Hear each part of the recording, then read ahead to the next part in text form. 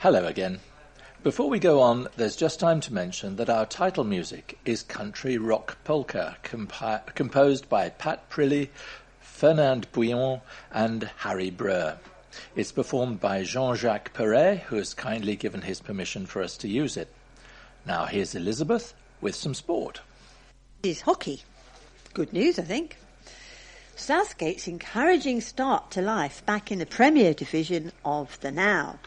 Pensions Men's Hockey League continued on Saturday when they secured a 1-1 draw at established top-flight outfit Reading.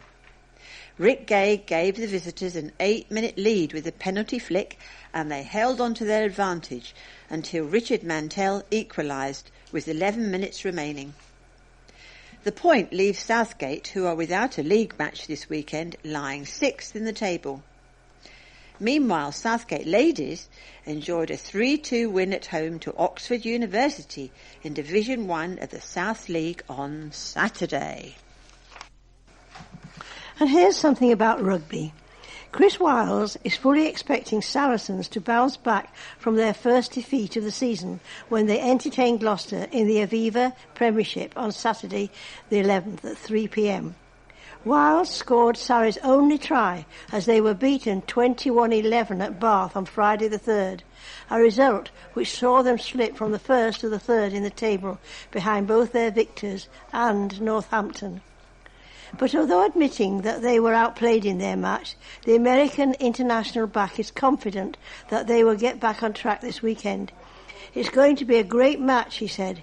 We'll have a good training week, and we said in the changing room after the game at Bath that we now want to step up and show what we are made of. We're already excited about the game.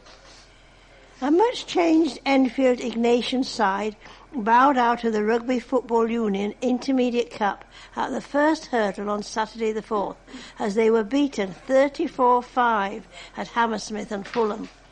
Ignatians were under fierce pressure in the first half, during which they did well to restrict their hosts to a 13-0 lead. But Hammersmith pulled further away in the second period, with the visitors' only points coming from a Creso Kasabi try. Enfield Ignatians host Campion in the league on Saturday the 11th. Football. It is only a matter of time before Enfield Town secure an emphatic victory in the Ryman Premier Division, according to player-manager Bradley Quinton. Following a difficult start to the season, Town's performances have steadily improved since Quinton took charge of the side at the end of August, but this has not necessarily always been borne out of their results, and they currently lie 19th in the table. Saturday the 4th saw the side endure another frustrating afternoon as they dominated much of their home clash against Grays Athletic, only to be denied victory by a 94th minute goal, and the game ended in a 2-2 draw. Meanwhile, Corey Whiteley's 9th goal of the season was enough to give Town a 1-0 win at home to Harrow Borough in the first round of the Isthmian League Cup on Tuesday the 7th. Enfield Town make the trip to Leiston on Saturday the 11th at 3 p.m. Enfield 1893 in brackets bowed out of the Essex Senior League Cup in the first round on Saturday as they suffered a 2-1 defeat at Basildon United. Meanwhile, the E's have been drawn at home to Tring Athletic in the first round proper of the FA Vase. The tie will be played over the first weekend of November. Enfield host Clapton in the league on Saturday the 11th at 3 p.m. Cockfosters began their FA Vase campaign with a 5-0 win at home to Hoddesdon Town in the second qualifying round on Saturday the 4th.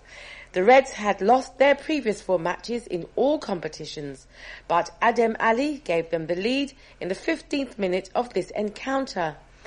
Cockfosters will now visit Ipswich Wanderers at the next stage of the competition. Saturday the 11th sees Cockfosters hosting Stotfold in the Spartan Premier Division at 3 p.m. OK, and now back to the news. This story features Councillor Joanne Laban, who was referred to as Totty on side 1, and she's now talking about rubbish, so I wonder if that makes her Totty. Anyway, Charges for people wanting to swap wheelie bins and an increase in rubbish collection fees are among measures proposed to balance the council's budget. Enfield Borough Council plans to charge £51 for someone to swap a wheelie bin at their home for a larger or slimmer bin. The fee for the formerly free service has also been coupled with an increase in the price of bulky waste collection from £28 to £36. Councillor Joanne Laban, Shadow Cabinet Member for Environment, said, "The proposals are absolutely ludicrous. These cost-cutting measures are counterintuitive because it will lead to people dumping more bulky items such as mattresses, tables and chairs, and the rubbish they cannot fit into their wheelie bins. The council will have to spend more money on fly-tipping crews to pick the extra rubbish up. The Labour Council, by slapping a cost on upgrading your bin, gives no incentive to residents to get a larger bin to recycle more if they wish. The hike in bulky waste collection fees will only lead to more fly tipping. These proposals show a lack of commitment to the cleanliness of the streets." In response to the claims by Councillor Laban, the council admitted it is making difficult decisions as a result of government cuts. A council spokesman said, "Difficult decisions are having to be made about many council services as a result of the scale of the funding cuts we face from central government and increased cost pressures. This proposal is part of a package of measures designed to make the savings required to balance the budget, while at the same time protecting our excellent frontline council services." Edmonton MP Andy Love has given his backing to a council-orchestrated crackdown on loan sharks. His support for the initiative comes a week after Enfield Council's Trading Standards team handed out leaflets to cooperative customers in Unity Road, Enfield Lock, inviting residents to attend an information session outside Edmonton Green Library last Friday. The council began holding regular sessions last month after a number of people were arrested on suspicion of illegal money lending in the borough. Controversially, loan sharks lend to families and individuals who are often rejected for loans by traditional lenders, sometimes charging astronomical interest rates of more than 3,000%. Mr. Love attended the session and said it was encouraging to see so many residents turning up to seek advice. While the main focus of the session was on illegal lending, the MP warned that even some legal lenders gave him cause for concern.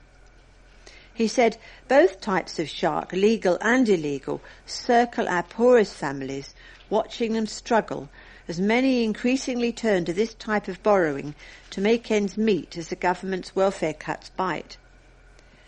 My advice surgeries are regularly attended by constituents who've been trapped into cycles of debt from both so-called legal loan sharks, including payday lenders on the high street with their exorbitant interest rates, and those who lend money illegally, often with accompanying heavy-handed intimidation when a borrower can't pay up.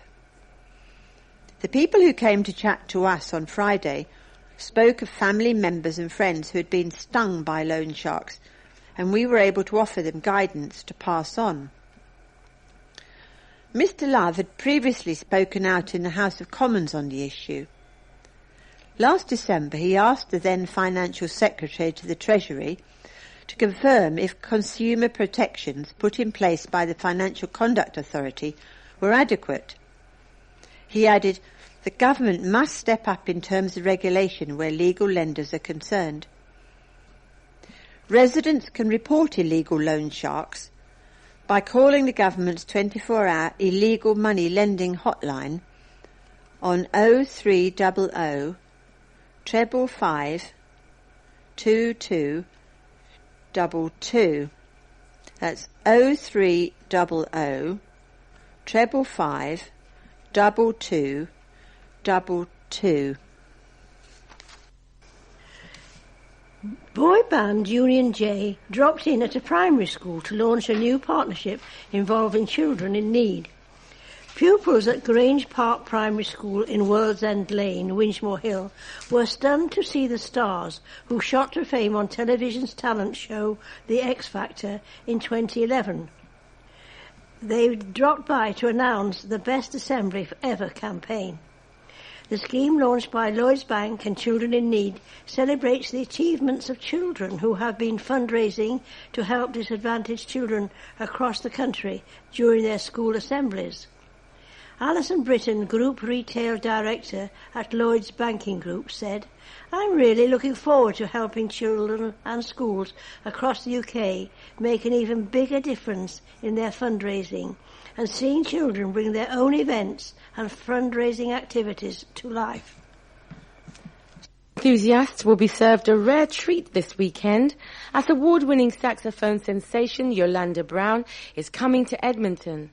The Double Music of Black Origin award winner, who has been described as the UK's most exciting talent, takes to the stage at the Millfield Arts Centre in Silver Street with a live band on Saturday evening. Expect smooth jazz improvisation infused with reggae and ska. Yolanda, born to Jamaican parents, likes the odd bit of Afrobeat, pop vocals and sparkling instrumentals. The musician and composer, who also has her PhD in business studies, is known for her versatility, having performed alongside various artists, including rapper Sway Safo, grime star Bashi, soul singer Omar Lefuk, jazz and hip-hop star Soweto Kinch, and legendary drummer Desi Jones, to name but a few. In 2008, she toured the country, opening for the Motown legends, The Temptations. Before her current tour, the 30-year-old Brown said, "I love nothing more than being on the road and meeting new people. Having just given birth to my first baby, I'm really looking forward to returning to the stages around the world and sharing my music, emotions and stories." After several years on the jazz circuit, she released her debut album, April Showers, May Flowers, in 2011. And for some time, it held the #1 spot on the UK iTunes jazz charts. And last year, April Showers, May Flowers Live Sessions was released, a live album and a DVD. The musician is also a celebrity ambassador for the Prince's Trust and a patron of the Mayor of London's Fund for Young Musicians, which provides opportunities for young people who demonstrate significant musical talent and commitment. Brown is currently touring the country and is coming to the borough as part of Enfield's Black History Month celebrations. Tickets for Saturday's show are £19 down to £16, and the box office is on 0208 807 6680. That is 0208 807 6680, and the doors open at 7:30 p.m. Police are hunting for a bogus workman and his accomplice after a distraction burglary. The man told the victim that his colleague had damaged a fence while working on the house backing onto his garden in Waterfall Road, Enfield, on Monday, September the 22nd at 6:30 p.m. There was no damage to the fence and neighbours did not have any builders in. But while the victim was looking at the fence, a second man entered the house and stole a number of items. The first man was last seen leaving the house and turning onto Chandos Road. He is described as white, aged around 35, with blonde bushy hair. He was 6 foot tall and of medium build and was wearing a white shirt and dark-coloured trousers. Police are appealing for anyone who witnessed the incident to get in touch by calling 101. Although I've been familiar with Broomfield Park for more than 50 years, I've never before been aware of such a feeling of communal happiness as there was at the Palmer's Green Festival. The glorious weather couldn't have been better, and there was something for everyone to enjoy, from babies in pushchairs to elderly people in wheelchairs. Excuse me, not to mention a large number of very well-behaved dogs. The great variety of stalls catered for many different interests and tastes. There was also a chance to discover more about many diverse local community groups and activities available. The event was a lovely day out for families, whether wandering around the park and stalls or simply sitting in the sun and soaking up the happy atmosphere. The only thing which spoilt it for me was the very loud music, and that's in inverted commas, which sometimes made it very difficult to talk to nearby stallholders, and from which, of course, they had no escape all day. Given the choice, I would have much preferred the natural sounds of people enjoying the festival and the park to such over-amplified noises. Perhaps another time the volume could be lower, or it could be restricted to one area of the park, and that was a letter from Stella Masters, who lives in Osborne Road in Palmer's Green. A health watchdog has raised concerns about the low uptake of the flu jab by pregnant women and toddlers in Enfield. Public Health Enfield statistics show that demand for the jab in the borough has been significantly lower than the national average for pregnant women and 2-year-old children.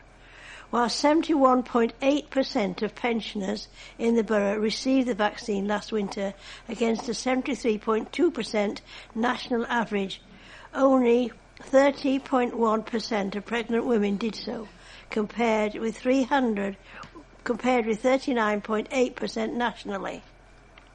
For toddlers, the uptake was 33.6% during the same period, while nationally 42.2% of children aged 2 received the flu jab. For most healthy people, flu is an unpleasant disease, but most generally recover after a week. However, older people, the very young, pregnant women, and those with a health condition, particularly chronic respiratory conditions such as asthma and diabetes or heart disease, or those with a weakened immune system, they are at particular risk from the more serious effects of flu. Lorna Reith, the Chief Executive of Health Watch Enfield, said that more publicity should be targeted at pregnant women and parents with young children. People in the older age groups are probably more aware of the flu jab, as they get it every year, but there needs to be more publicity targeted at pregnant women and those with toddlers, she said. But being pregnant is a one-off, and the bulk of parents of under 2s are not aware of their child's vulnerability to flu and the need for the flu jab. Flu can be very serious, and we are just coming into the season. We would like to see increased publicity in children's centres, nurseries, medical clinics and GP practices. For more information about the flu jab, people are advised to visit their GP, a pharmacy, or visit the website on www.nhs.uk. Part of a scheme to force landlords to hold licences will be subject to a judicial review after a split decision at the Royal Courts of Justice. A court hearing over landlord Konstantinos Regas' application to bring a judicial review against Enfield Borough Council's licensing scheme was set to last half an hour last Thursday, but led to 4 hours of arguments. The scheme, known as additional and selective licensing, requires landlords to hold a £500 5-year licence from the local authority for each property they own. Non-registration would carry a potential £20,000 fine and a criminal record, with a breach of any licence conditions carrying a £5,000 fine. Last week, Lord Justice Oasley ruled the selective licensing part of the scheme could go ahead, stating there was no grounds for judicial review. The selective licensing part will license all single household homes in the private rental sector and be brought in on the 1st of April 2015. However, the additional homes in multiple occupation HMO licensing scheme will extend licensing to any shared accommodation with 3 or more people, was ruled by the Justice as arguably unlawful, and will now proceed to a further hearing at the end of November. Mr. Regas said, "The judgment was long and complicated. There is no clear winner. It would be wise for Enfield Council to consider this judgment carefully." They estimate that 40% of private rented properties in the borough are HMO house shares, the small HMO house shares. This ruling calls into question the financial viability of the scheme, as well as its enforceability. It is unclear how much council subsidy would be needed to make it work, and I call on the council to scrap the entire licensing scheme. However, Councillor Ahmed O'Kenna, Cabinet Member for Housing and Estate Regeneration, described the result as an important victory. He said, "This is an important victory for Enfield Council and tenants because this scheme will help improve standards in the private sector, rented accommodation, drive down antisocial behaviour and enable the council to take action against landlords who do not meet the required standards." A school is using the Old Boy network to inspire pupils to be successful. Kingsmead School in Southbury Road, Enfield, will be taking part in the Future First scheme. Former pupils will meet school children in workshops and talk to Year 11 students about their career paths. Head teacher Yvonne Barry said, "We signed up to Future First scheme straight away. Many former Kingsmead students have wonderful and worthwhile careers in all spheres of life. Sharing valuable experiences is one of a number of strategies we use to broaden current students' job horizons, raise their aspirations, and equip them for the world of work." A man from Oakwood has been jailed for causing the death of a minicab driver in an accident in Palmer's Green last summer. Massimo Sassu, 29, of Carlton Avenue, was sentenced to 6 years' imprisonment for causing death by dangerous driving at a hearing at Wood Green Crown Court on Monday. Ahmet Varul, 54, of Edmonton, died after Sassu's black BMW 3 Series collided with his green Ford Galaxy minicab and a number 29 bus in green lanes at the junction with Alderman's Hill in the early hours of August the 24th, 2013. An investigation led by Chadwell Heath Serious Collision Investigation Unit found that Sassu had hit the oncoming minicab head-on after overtaking the bus. Mr. Varrell, described by friends and colleagues as saint-like and a very good man, was pronounced dead at the scene. A post-mortem examination gave the cause of death as head and chest injuries. A passenger in the minicab, a man in his 40s, was taken to hospital for treatment and discharged later. Sassu, who had pleaded guilty to the charge in August, was also disqualified from driving for 5 years and ordered to take an extended test. A Commonwealth gold medalist was one of the many petrol heads gathering to take part in a classic car endurance event. Chris Sherrington, who is also a Royal Marines Commando, brought his 2014 judo gold medal along with him for the 2,000-mile round Britain reliability run when it started in Enfield on Friday. The 31-year-old was joined by his wife and co-driver Zoe Sherrington at the start line in Cruise Hill. Coaxing and nursing a vintage car around the UK takes preparation, dedication and patience, and Mr. Sherrington said he used the discipline he learned in the military and doing athletics. Mr. Sherrington said, "To do judo at my level you need to be a thoroughbred. It is absolutely ruthless, so I applied the work ethic from the Royal Marines to it. To build the car I had to do the same thing. The set of wheels he was getting ready to drive was originally bits and pieces in a box bought for £450. After the IKEA-like setup, Mr. Sherrington invested a further $25,000 on modifications to the Triumph Spitfire Mark II until he was happy the classic sports car would take him over the line on Sunday. Mr. Sherrington wanted to take part in the biannual event in 2012, but he had other Olympic judo commitments. For the classic car rally, the martial artist says he was swapped his competitive nature for teamwork.